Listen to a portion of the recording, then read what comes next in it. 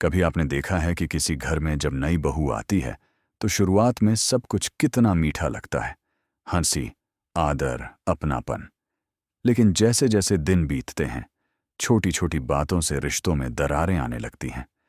किसी का थोड़ा रूठना, किसी का थोड़ा चुप रह जाना, और फिर वो खामोशी जो पूरे घर का माहौल बदल देती है। रिश्तों में जो सच्ची परख होती है वो तब नहीं होती जब सब कुछ ठीक चल रहा हो, बल्कि तब होती है जब हालात मुश्किल होते हैं। नमस्कार दोस्तों, स्वागत है आपका किताब कथा में। आज हम बात करेंगे मुंशी प्रेमचंद की एक बेहद भावनात्मक और समाज के दिल को छू लेने वाली कहानी, बड़े घर की बेटी की। ये कहानी सिर्फ एक परिवार की नहीं, बल्कि हर उस रिश्ते की है जहां अहंकार और संस्कार आमने सामने खड़े हो जाते हैं। तो आइए शुरू करते हैं इस कहानी का पहला अध्याय, संस्कारों का घर। कहानी शुरू होती है एक छोटे से कस्बे से जहां दो भाई रहते हैं, रमेश्वर और सुरेश्वर। दोनों एक ही पिता की संतान हैं, लेकिन स्वभाव में जमीन आसमान का अंतर है। बड़ा भाई रमेश्वर शांत, विवेकी और समझदार है। उसके चेहरे पर हमेशा एक स्थिर मुस्कान रहती है। वो बोलने से ज्यादा सुनने में यकीन रखता है। गांव में उसकी पहचान एक ऐसे आदमी की है जो कभी गुस्सा नहीं करता, जो हर बात को शांति से सुलझाता है। वहीं उसका छोटा भाई सुरेश्वर जवान, तेज और जोश से भरा हुआ। उसे लगता है कि दुनिया उसी की सुननी चाहिए। वो मेहनती है, पर थोड़ा स्वभाव से उग्र भी। जो मन में आया कह देता है, और जब कोई उसे टोके तो आग की तरह भड़क उठता है। दोनों भाइयों का घर बड़ा है, खेती बाड़ी है, थोड़ी संपत्ति भी। माँ बाप नहीं रहे तो अब घर की जिम्मेदारी बड़े भाई रमेश्वर पर है। वो हर काम में छोटे भाई की राय लेता है, लेकिन हमेशा एक सीमा रखता है, क्योंकि उसे लगता है कि छोटा अभी उतना समझदार नहीं हुआ है। फिर आता है कहानी का वो मोड़ जब रमेश्वर की शादी होती है। गांव के एक प्रतिष्ठित परिवार की लड़की अनारकली, जिसे प्यार से सब अन्नपूर्णा कहते हैं, उस घर में बहू बनकर आती है। उसका स्वभाव नाम के अनुरूप है, शालीन, धैर्यवान और संस्कारी। वो बोलती कम है, पर जब बोलती है तो सब सुनते हैं। पहले दिन से ही घर का माहौल बदल जाता है। जहां पहले बस दो भाइयों की बातचीत गूंजती थी, अब वहां औरत की मधुर आवाज, सजे हुए आंगन और रोज की तुलसी पूजा की महक फैल जाती है। रमेश्वर अपनी पत्नी से बहुत खुश है। उसे लगता है कि जैसे घर में नई रोशनी आ गई हो। वहीं सुरेश्वर भी अपनी भाभी से बहुत आदर करता है।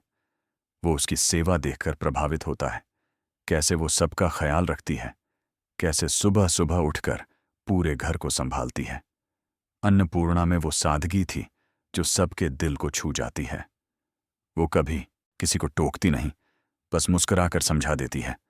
घर के नौकर से लेकर खेत के मजदूर तक उसे बड़ी मालकिन कहकर सम्मान देते हैं, क्योंकि उसके भीतर एक अजीब सी गरिमा है, ना ऊंचाई दिखाने वाली, ना झुकने वाली, बस मध्यम, संतुलित। धीरे धीरे समय बीतता है। दोनों भाई खेती में साथ काम करते हैं, खाते पीते हैं और सब कुछ बांट कर चलते हैं। पर जैसा हर घर में होता है, वहां भी कभी कभी छोटी छोटी नोकझोंक हो जाती है। कोई बात सुरेश्वर को पसंद नहीं आती तो वो मुंह फुला लेता है। रमेश्वर मुस्कुराकर कह देता है, अरे जाने दे, छोटा है। अन्नपूर्णा समझाती है, छोटे हैं, जरा नादान हैं, प्यार से समझाइए। लेकिन धीरे धीरे सुरेश्वर के मन में एक बात घर करने लगती है। घर में सब निर्णय भैया ही क्यों लेते हैं? क्या मैं इस घर का हिस्सा नहीं? वो सोचता है कि हर बात में उसकी राय ली जाए, उसकी बात मानी जाए। उसका मन कहता है, मैं भी तो इस घर का मालिक हूं। एक दिन खेत की देखरेख को लेकर मामूली बात हुई। किसी मजदूर से काम में गलती हो गई थी। रमेश्वर ने बस इतना कहा, भाई अगली बार ध्यान रखना। पर सुरेश्वर को लगा कि भैया उसे नीचा दिखा रहे हैं। उसने गुस्से में कहा, अब से मैं अपने हिसाब से चलूंगा, मेरा हिस्सा अलग कर दीजिए। ये सुनकर रमेश्वर कुछ पल चुप रहे, फिर धीरे से बोले, जैसी तुम्हारी इच्छा भाई, पर याद रखना, अलग घर बनाना आसान है, अलग दिल बनाना नहीं। वो मुस्कुराए, लेकिन उस मुस्कान में गहरा दर्द था। अन्नपूर्णा ने जब ये सुना, उसका दिल बैठ गया। उसने सोचा, जिस घर को एक किया वो अब बंट जाएगा। उस रात वो देर तक तुलसी के पास बैठी रही, कुछ सोचती रही। सुबह उसने सुरेश्वर से बात करने की ठानी। वो उसके पास गई और बोली, बेटा, रिश्ते बर्तन जैसे होते हैं।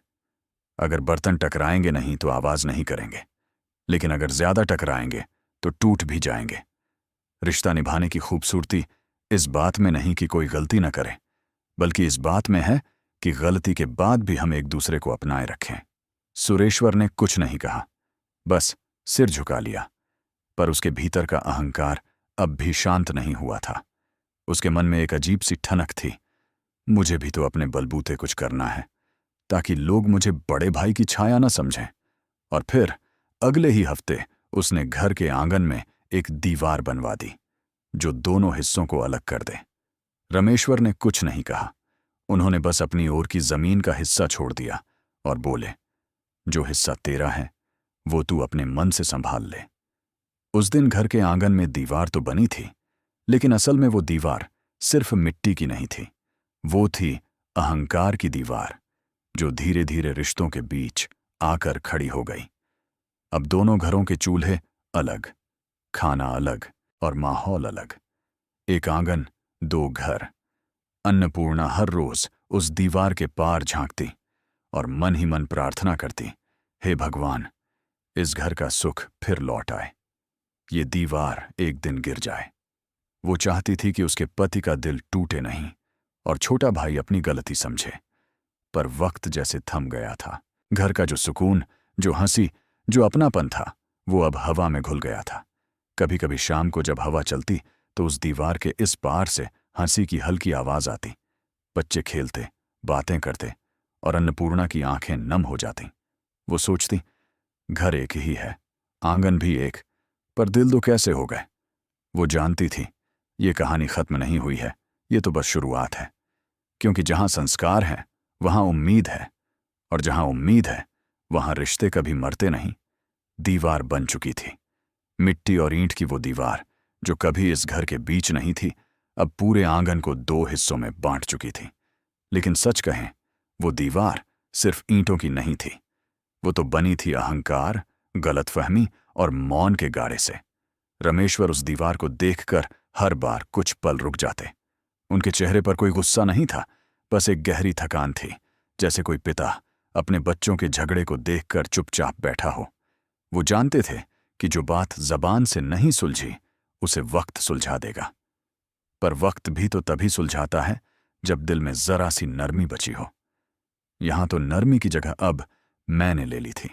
मैं सही हूं, मैं अपमानित हुआ हूं, मैं क्यों झुकूं? सुरेश्वर ने अपने हिस्से को नए सिरे से सजाना शुरू कर दिया। वो अब अपने फैसले खुद लेता, अपने खेत अलग जोतता, अपनी मंडी में अनाज बेचता। उसे लगता कि अब वो आजाद है, किसी के अधीन नहीं। पर यह आजादी भीतर से चैन नहीं दे रही थी। रिश्तों से मिली आजादी कभी सुकून नहीं देती, वो बस सन्नाटा बढ़ाती है। अन्नपूर्णा हर सुबह तुलसी को जल चढ़ाते हुए उस दीवार के उस पार झांकती। वहां से बच्चों की खिलखिलाहट सुनाई देती। कभी कभी वो छोटी भतीजी को अपने आंगन में बुलाने को सोचती, पर फिर रुक जाती, क्योंकि अब दोनों घरों के बीच न जाने कौन सी मर्यादा आ गई थी, कौन सा डर कि कोई कदम भी सोच समझकर रखना पड़ता था। रमेश्वर को अन्नपूर्णा की ये चुप्पी महसूस होती थी। वो कहते, तुम क्यों परेशान होती हो अन्नपूर्णा, छोटा है, समझ जाएगा एक दिन। वो मुस्कुराती, लेकिन वो मुस्कान झूठी होती थी। उस मुस्कान के पीछे छिपी थी एक औरत की वह पीड़ा, जो परिवार को जोड़ना चाहती है पर बेबस है। एक दिन गांव में पंचायत बैठी। मामला बस इतना था कि खेत की मेढ़ किसकी है। छोटा भाई बोला, वो हिस्सा मेरा है। बड़ा भाई बोला, बिल्कुल, तू जो समझे वही ठीक। लोगों ने कहा, रमेश्वर, तुम क्यों हमेशा चुप रहते हो? उन्होंने हंसकर कहा, क्योंकि चुप रहना हमेशा हार नहीं होती। कई बार चुप रहकर इंसान घर बचा लेता है। पर यह बात सुरेश्वर को चुभ गई। उसे लगा कि बड़ा भाई उसे नीचा दिखा रहा है, जैसे कह रहा हो, देखो मैं कितना शांत हूं और वो कितना उग्र। वो अपने ही गुस्से में जलने लगा। हर छोटी बात अब उसके लिए ताना बन जाती। अगर कोई कह दे, बड़े भैया बहुत समझदार हैं, तो उसे लगता मुझे मूर्ख समझा जा रहा है। उसके मन का जहर धीरे धीरे उसके बोल में उतर आया। अब वो अपने घर में भी भाभी की तारीफ सुनना पसंद नहीं करता था। कभी कभी उसकी पत्नी भी कह देती, भाभी तो बहुत सहनशील हैं, हर बात शांति से सुलझा लेती हैं। तो वो झल्ला उठता, बस कर, हर बात में भाभी भाभी, क्या हमारे घर में कोई समझदार नहीं? और यही बात धीरे धीरे घर की हवा में फैलने लगी। अब दोनों घरों में संवाद नहीं, शिकायतें गूंजती थीं। बड़ा घर अपनी शांति में था, छोटा घर अपने गुस्से में। अन्नपूर्णा अब भी कोशिश करती। कभी कोई त्योहार आता तो वो अपने हाथ से मिठाई बनवाकर दीवार के पास रख देती, पर वो मिठाई वहीं पड़ी रह जाती। कभी उसके ऊपर मिट्टी जम जाती, कभी चींटियां आ जाती, जैसे घर का प्रेम अब कीड़ों में सड़ने लगा हो। फिर आया सावन का महीना। गांव में हर तरफ हरी भरी लहरें थीं, खेतों में काम चल रहा था, पर इस घर के भीतर सूखा था। ना कोई हंसी, ना कोई बात, सिर्फ दीवार और दीवार के दोनों तरफ की खामोशियां। एक दिन जब रमेश्वर खेत से लौटे तो देखा उनकी पत्नी अन्नपूर्णा उस दीवार के सामने बैठी है, कुछ सोच रही है। उन्होंने पूछा, क्या हुआ? वो बोली, इस दीवार के पार अगर मैं कुछ बोलूं तो शायद सुनाई देगा। रमेश्वर ने मुस्कुराकर कहा, दीवारें आवाज रोकती हैं पर दुआएं नहीं। अन्नपूर्णा ने उस दिन कुछ ठान लिया। उसने सोचा, अगर ये दीवार गुस्से से बनी है तो इसे प्यार से गिराना होगा। उसने तय किया कि वो हर त्योहार, हर शुभ दिन, हर अवसर पर छोटे घर को कुछ भेजेगी, चाहे वो लें या न लें, क्योंकि घर की एक बड़ी बहू का धर्म है जोड़ना, भले ही दूसरा तोड़ने पर तुला हो। उसने रक्षाबंधन पर एक सुंदर सी थाली सजाई, उसमें राखी, मिठाई और तुलसी की पत्ती रखी। वो खुद नहीं गई, एक नौकर से कहा, ये छोटे बाबू को दे आओ। नौकर गया, पर लौटते हुए बोला, छोटे बाबू ने मना कर दिया, कहा कि अब इन रस्मों की जरूरत नहीं। वो सुनकर अन्नपूर्णा के हाथ कांप गए, पर उसने आंसू नहीं बहाए। बस तुलसी के पास जाकर बोली, भगवान, जिस दिन उसका गुस्सा उतरे उस दिन उसे मेरे संस्कार याद दिलाना। दिन गुजरते गए, साल भर में मौसम बदले, पर दिलों का मौसम वही रहा, सूखा। फिर एक दिन गांव में खबर फैली कि रमेश्वर ने अपनी फसल का कुछ हिस्सा बेचकर गरीब किसानों की मदद की। लोग तारीफ करने लगे, देखो, बड़े बाबू तो देवता हैं। ये सुनकर सुरेश्वर का खून खौल उठा। उसे लगा कि बड़े भाई उसकी प्रतिष्ठा के सामने ऊंचा बनना चाहते हैं। उसने सोचा, अब मैं दिखाऊंगा कि असली काबिल कौन है। उस साल उसने अपने खेत में दुगनी मेहनत की। सुबह से शाम तक काम, कम नींद, कम खाना, सिर्फ काम। वो चाहता था कि उसकी फसल सबसे अच्छी हो, पर किस्मत ने जैसे उसका मजाक उड़ा दिया। बारिश बेमौसम आई और उसकी पूरी फसल बर्बाद हो गई। रमेश्वर के खेत बचे, पर उसके नहीं। अब हालात उलट गए। जिसे खुद पर गर्व था वो अब मदद का मोहताज हो गया, लेकिन अहंकार अब भी बचा हुआ था। वो कह नहीं पा रहा था, भैया मेरी मदद करो, क्योंकि मदद मांगना उसके लिए हार जाना था। अन्नपूर्णा सब समझ रही थी। उसे पता था कि छोटा भाई तंगी में है। उसने बिना किसी को बताए अपने गहने बेच दिए और उसी पैसे से गांव के व्यापारी को जाकर कहा, ये रकम सुरेश्वर के खेत के काम में लगा देना, मेरा नाम मत लेना। वो चाहती थी कि उसकी मदद बिना उसके अहंकार को ठेस पहुंचाए पहुंचे। वो लौटकर तुलसी के पास बैठी और मन ही मन बोली, हे भगवान, ये घर भले बांट गया हो, पर इनका दुख बांट दे। रमेश्वर ने कुछ नहीं पूछा। शायद वो सब समझ चुके थे, क्योंकि सच्चे लोग बिना बोले भी सब समझ जाते हैं। घर में बाहर से कुछ नहीं बदला था, पर अंदर से जैसे कोई रिश्ता फिर से हिलने लगा था। अन्नपूर्णा के भीतर आशा की छोटी सी लौ फिर जल उठी थी। वो जानती थी, झगड़े, दीवारें, गुस्से सब खत्म हो जाते हैं अगर कोई एक व्यक्ति सिर्फ दिल से सोच ले। और वो ठान चुकी थी, चाहे कुछ भी हो, ये घर फिर एक होगा। सुबह की पहली किरण जब आंगन में उतरती थी तो उस दीवार की छाया भी उसके साथ बढ़ती चली जाती थी। वो दीवार जो कभी नहीं थी अब घर की हकीकत बन चुकी थी। पर दीवार चाहे कितनी ऊंची हो, एक स्त्री की नजर उससे भी ऊंची होती है। वो नजर जो झगड़े के पार, गलती के पार, अहंकार के पार रिश्तों का असली चेहरा देख लेती है। अन्नपूर्णा वही नजर थी। वो जानती थी कि घर के 2 हिस्सों में सिर्फ मिट्टी नहीं बंटी, बंटा था प्रेम, बंटा था सम्मान, बंटी थी शांति। पर उसके दिल में कोई शिकवा नहीं था। वो मानती थी कि घर का सुख किसी जीत या हार से नहीं, बल्कि सहन शक्ति से बनता है।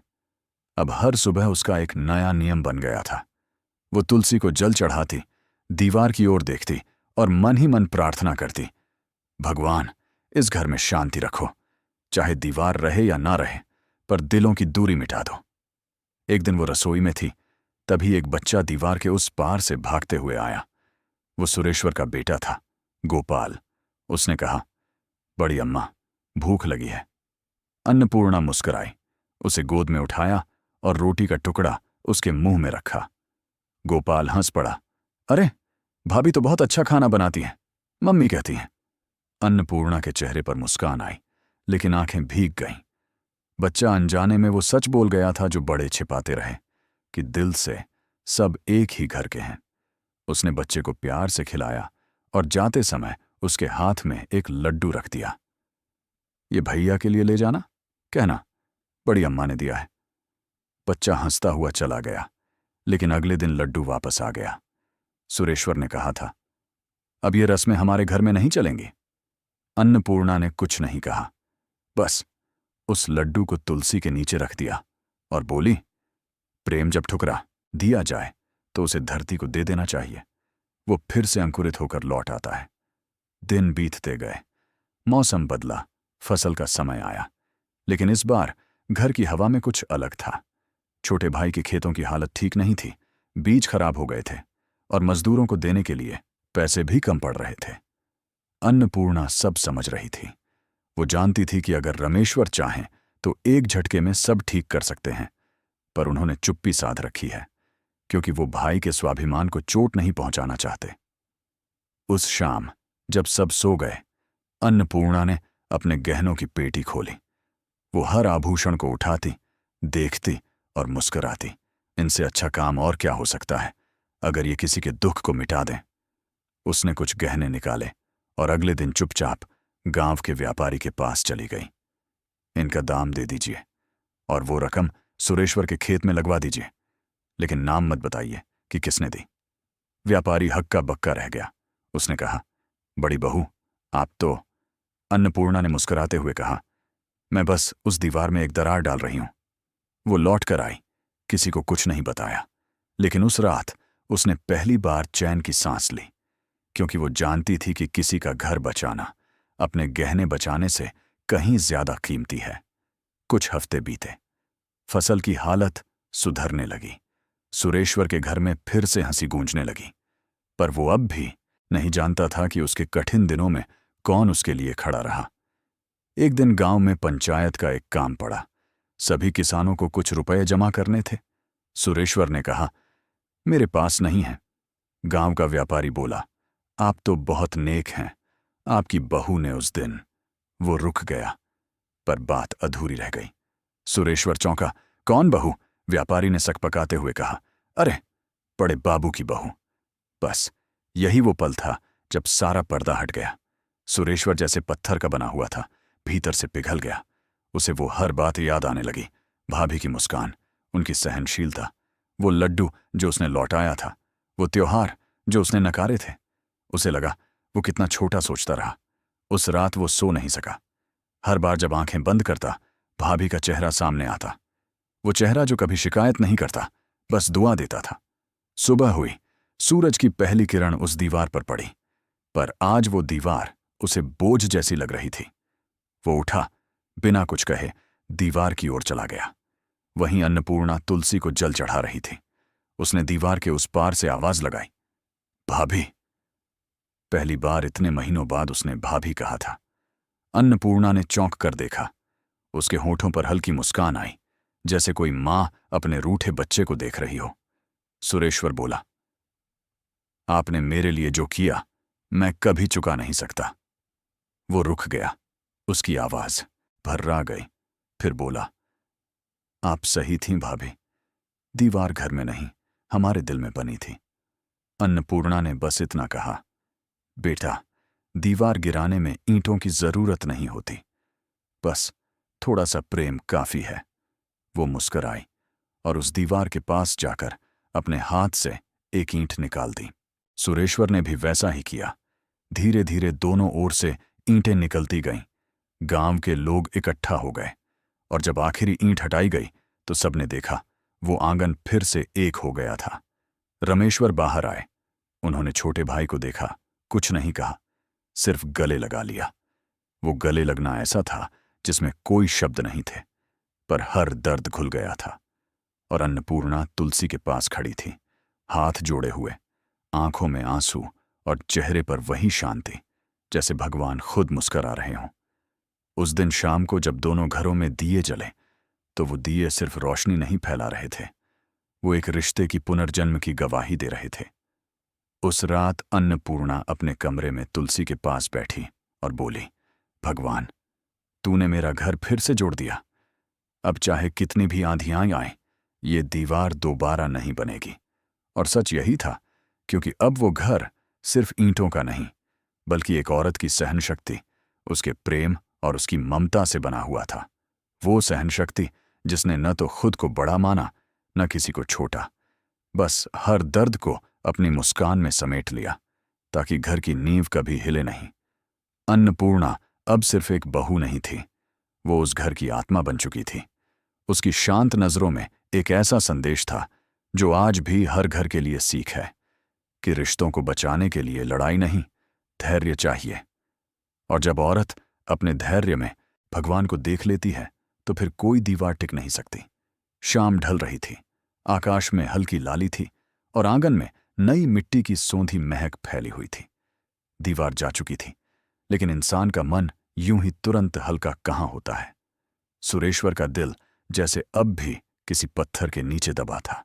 उसने भाभी के पैरों को छुआ, भाई के गले लगा, ईंटें हटाईं, सब किया, पर भीतर जो अपराध बोध था वो उसके साथ सोया, उसके साथ ही जाग उठा।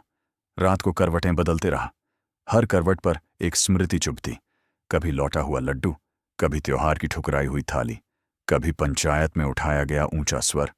उसे लगता जितना वह अपनी गलती समझ रहा है उतनी ही बड़ी होती जा रही है। और किसी गलती को मान लेना एक बात है, उसे सुधारना दूसरी बात। सुबह सूरज निकला तो आंगन में ऐसी रौनक थी जैसे घर खुद मुस्कुरा रहा हो। अन्नपूर्णा ने तुलसी को जल चढ़ाया, फिर एक थाली में हलवा बनाया। उसने थाली सुरेश्वर के हाथ में पकड़ाते हुए धीमे से कहा, ये पहले तुम बांट दो, जो टूटता है वह सबसे अच्छी तरह जोड़ भी वही सकता है। सुरेश्वर ठिठक गया, उसकी आंखें नम थीं। उसने थाली ली और पूरे घर में घूम घूम कर सबको प्रसाद दिया। जब छोटे छोटे बच्चों ने उसके हाथ से मिठाई ली और खिलखिलाए तो उसके भीतर का बोझ कुछ हल्का हुआ। लेकिन एक गांठ अभी भी थी, सच की गांठ, कि उसने भाभी की मदद को कबूल नहीं किया और न उनका धन्यवाद कर पाया। वह जानता था अंदर ही अंदर कुछ कहने का समय आया, नहीं तो ये अवसर भी निकल जाएगा। दोपहर के समय जब घर में सन्नाटा था और रमेश्वर खेत देखने गए थे, सुरेश्वर भाभी के पास जा बैठा। आंगन में नीम की छाया की लकीरें उसके चेहरे पर पड़तीं और हटतीं। वह कुछ पल तक चुप रहा, फिर बोला, भाभी, लोग कह रहे थे मेरे कठिन दिनों में आपने। शब्द गले में अटक गए। अन्नपूर्णा ने उसकी आंखों में सीधे देखकर कहा, बेटा, जिस घर का आटा एक चक्की में पिसता हो वहां मदद और उधार का हिसाब अलग अलग नहीं रखा जाता। तुम जो समझना चाहो वही सच मान लो। सुरेश्वर ने सिर झुका लिया। उसने धीमे स्वर में कहा, मुझे अनुमति दें तो मैं आपकी पायल और कंगन वापस खरीद दूं। मेरा मन कुछ चैन पाएगा। अन्नपूर्णा की हंसी बहुत हल्की और बहुत सधी हुई थी, जैसे किसी मंदिर की घंटी दूर से बज गई हो। जिस कंगन से घर बंध गया उसे कंगन ही क्यों समझना, वह तो अब आशीर्वाद है और आशीर्वाद वापस नहीं लिया जाता।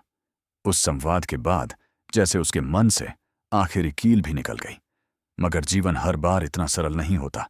एक पक्का परिवर्तन तभी माना जाता है जब अगली परीक्षा में इंसान पहले वाली गलती न दोहराए।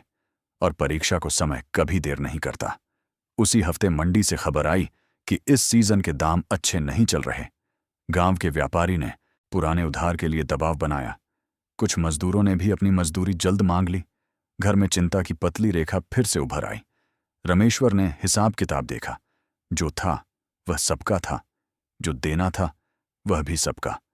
लेकिन अब एक फर्क था, दो दिलों के बीच दीवार नहीं थी। शाम को आंगन में चारपाइयां बिछीं, हवा में ठंडक थी और हुक्के के कश के साथ व्यावहारिक बात शुरू हुई। रमेश्वर ने कहा, इस बार जो भी बेचना पड़े हम दोनों मिलकर तय करेंगे। अगर बैलों की जोड़ी बेचनी पड़ी तो पहले मेरे हिस्से से जाएगी।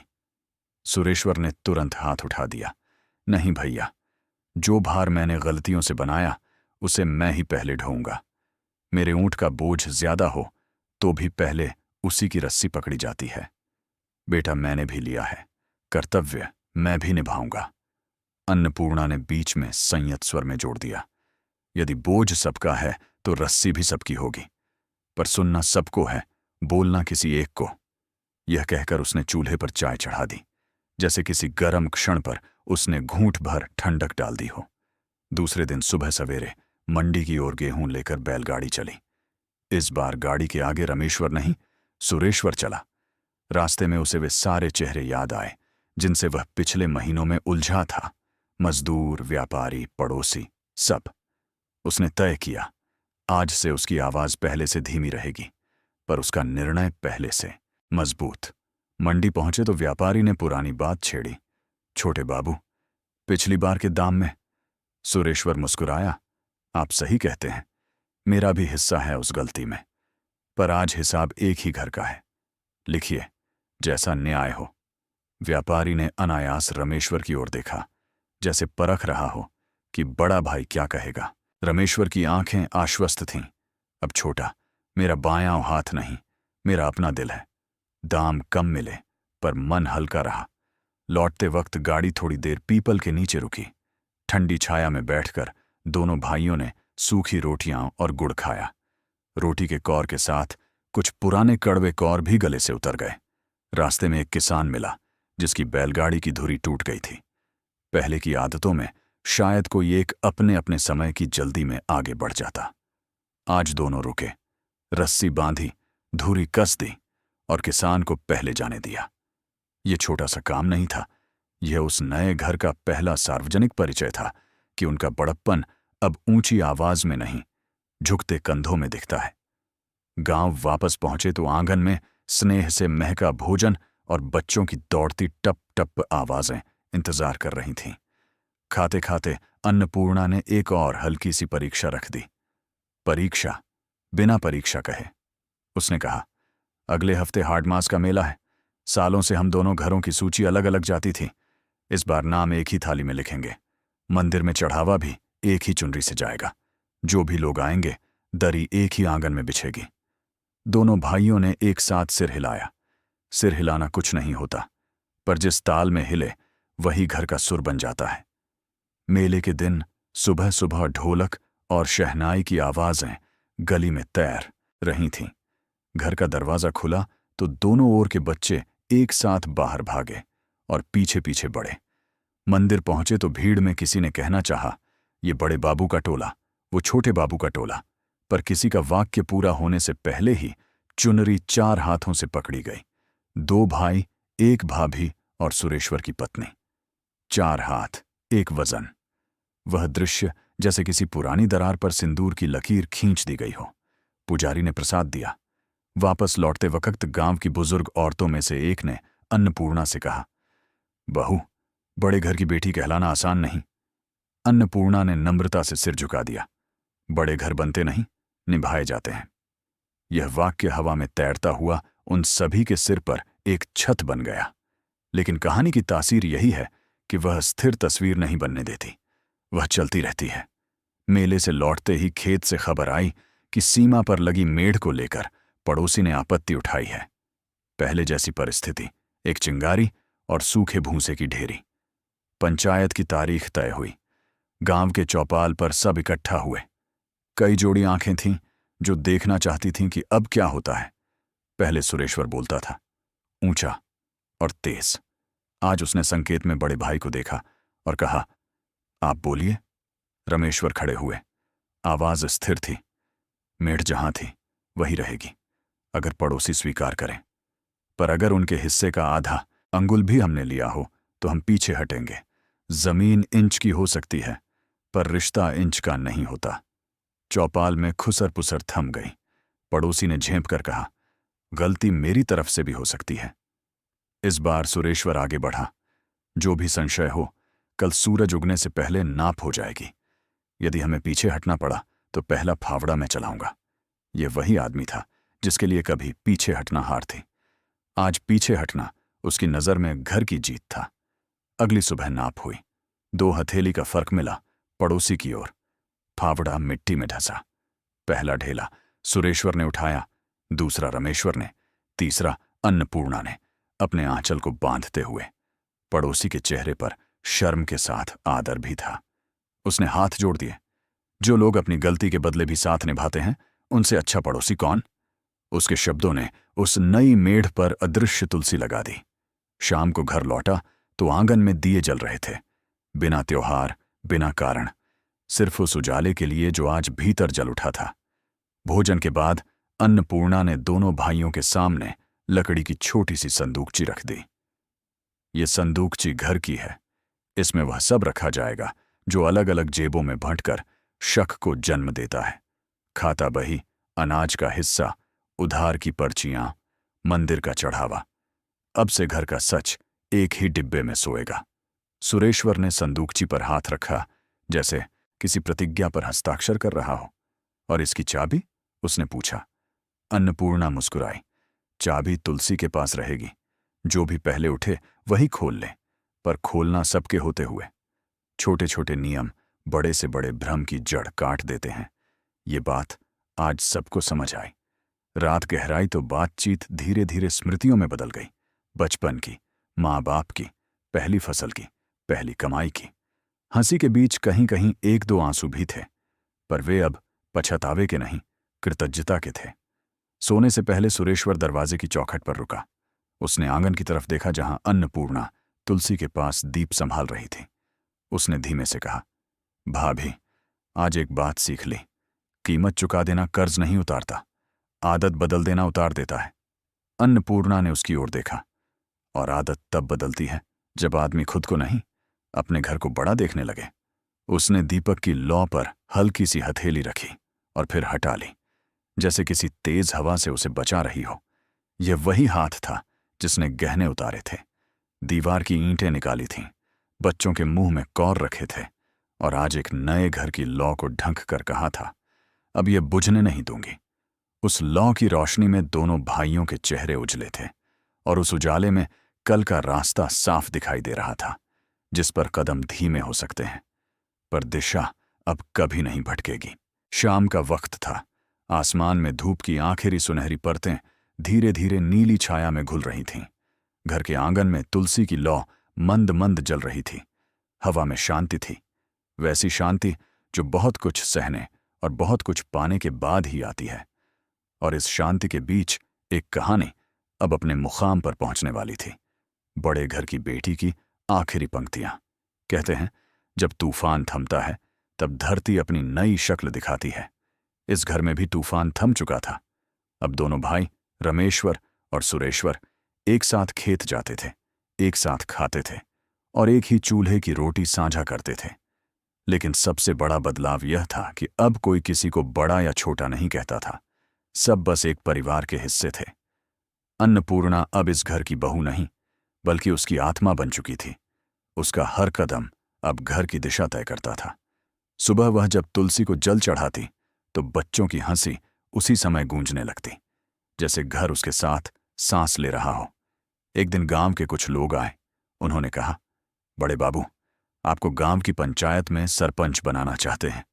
रमेश्वर ने हंसकर कहा, मैं तो किसान हूं भाई, ये पद और मान दूसरों के लिए छोड़ दो। लेकिन गांव वाले बोले, हमारे लिए सरपंच वो नहीं जो ऊंचा बोले, बल्कि वो है जो झगड़े सुलझाए। और ये काम आपसे बेहतर कौन कर सकता है?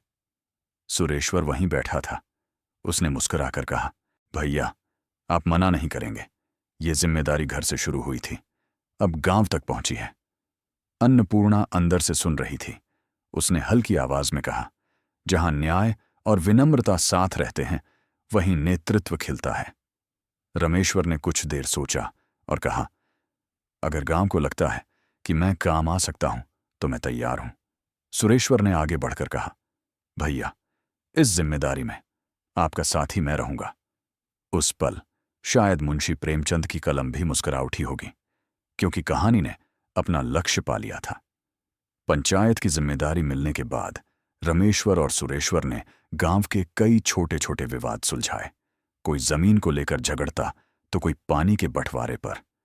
लेकिन अब रमेश्वर हर मामले को उसी शांति से सुनते जैसे वो अपने घर की बातें सुनते थे, और सुरेश्वर हर बार वही एक पंक्ति दोहराता जो उसने अपनी भाभी से सीखी थी, दीवारें आवाजें रोक सकती हैं पर दुआएं नहीं। धीरे धीरे गांव में भी लोग समझने लगे कि बड़प्पन ऊंचाई में नहीं, झुकने में है। जिस तरह अन्नपूर्णा ने अपने घर को जोड़ा, उसी तरह उन्होंने अपने आसपास के लोगों को जोड़ना शुरू कर दिया। कभी किसी गरीब की बेटी की शादी में मदद की, कभी किसी विधवा को अन्न दिया, कभी किसी बीमार किसान को दवा। वो बिना कहे सबकी मदद करतीं। गांव की औरतें अब उन्हें मां कहकर पुकारने लगी थीं। एक दिन जब फसल की कटाई खत्म हुई, गांव में बहुत खुशी थी। बच्चे नाच रहे थे, ढोल बज रहे थे। सुरेश्वर ने हंसते हुए कहा, भाभी, इस बार तो गांव में भोज रखिए। अन्नपूर्णा बोली, भोज तो होगा बेटा, पर यह भोज उन लोगों के लिए होगा जिनके घरों में चूल्हा ठंडा पड़ा है। रमेश्वर ने उसकी बात का समर्थन किया। उस दिन पूरे गांव में सिर्फ एक ही घर में खाना बना, लेकिन खाया सबने। वो दिन गांव के इतिहास में लिख गया, क्योंकि वहां पहली बार किसी भोज का नाम बड़े घर का भोजन पड़ा। रात को जब सब लोग जा चुके थे और बस चांदनी रह गई थी, सुरेश्वर तुलसी के पास आया। भाभी वहां दीपक ठीक कर रही थी। वो बोला, भाभी, अब समझ आया कि बड़े घर का मतलब क्या होता है। मैं सोचता था बड़ा घर वो होता है जहां दौलत ज्यादा हो, लोग ज्यादा हों या दीवारें ऊंची हों, पर अब जान गया, बड़ा घर वो होता है जहां दिल बड़े होते हैं। अन्नपूर्णा मुस्कुराई। बेटा, दीवारें अगर ऊंची हों पर मन छोटा हो तो वो हवेली भी कैद बन जाती है, और अगर दिल बड़ा हो तो मिट्टी की झोपड़ी भी महल लगती है। बड़ा घर बड़े विचारों से बनता है। सुरेश्वर ने सिर झुकाया। भाभी, आपने हमें यह सिखाया कि झुकना हार नहीं है, बल्कि रिश्तों को जीतने का तरीका है। अन्नपूर्णा ने कहा, रिश्ता तब तक जीवित रहता है जब तक उसमें आदर बचा हो, और आदर तब तक रहता है जब तक कोई एक व्यक्ति झुकने को तैयार रहे। पर याद रखना, जिस घर में स्त्री का सम्मान है वही घर बड़ा कहलाता है। उस रात घर में हर किसी ने चैन से नींद ली। दीवारें अब सिर्फ मिट्टी की थीं, दिल अब खुले थे, और हवा में उस एकता की गंध थी जो प्रेम से बनती है। रमेश्वर की धीमी आवाज में आखिरी शब्द गूंजे, अब यह घर सचमुच बड़ा हो गया है। और अन्नपूर्णा ने मुस्कुराते हुए दिए की लौ पर हाथ रखा, जैसे उसे हवाओं से बचा रही हों। वो लौ अब उस घर की पहचान थी, न बुझने वाली, न डगमगाने वाली। वर्ष बीते। गांव में जब भी कोई नई बहू आती तो सास कहती, बड़ी घर की बेटी बनना आसान नहीं बेटा। उसके लिए मन को उतना ही गढ़ना पड़ता है जितना घर को। और सबके दिल में अन्नपूर्णा का नाम श्रद्धा से लिया जाता, वो जो बिना बोले सिखा गई कि बड़प्पन शब्दों से नहीं, कर्म से आता है। मुंशी प्रेमचंद ने इस कहानी में जो लिखा था वो सिर्फ एक परिवार का किस्सा नहीं था, बल्कि हर घर की सीख थी। क्योंकि हर घर में कभी न कभी अहंकार और संस्कार की ये लड़ाई होती है, लेकिन जीत हमेशा उसी की होती है जो प्रेम से झुकता है, जो क्षमा करता है, जो जोड़ता है। और यही थी बड़े घर की बेटी की असली परिभाषा, वो जो अपने धैर्य, विनम्रता और प्रेम से घर को सिर्फ एक मकान नहीं, एक मंदिर बना देती है। और जब कहानी यहां आकर थमती है तो लगता है जैसे भीतर कहीं कोई कह रहा हो, बड़ा घर वो नहीं होता जिसमें ज्यादा लोग रहते हों, बल्कि वो होता है जहां एक औरत की मुस्कान सबका सहारा बन जाए। अगर आपको ये कहानी पसंद आई हो तो चैनल किताब कथा को जरूर सब्सक्राइब करें, ताकि अगली किताब की कहानी सबसे पहले आप तक पहुंचे।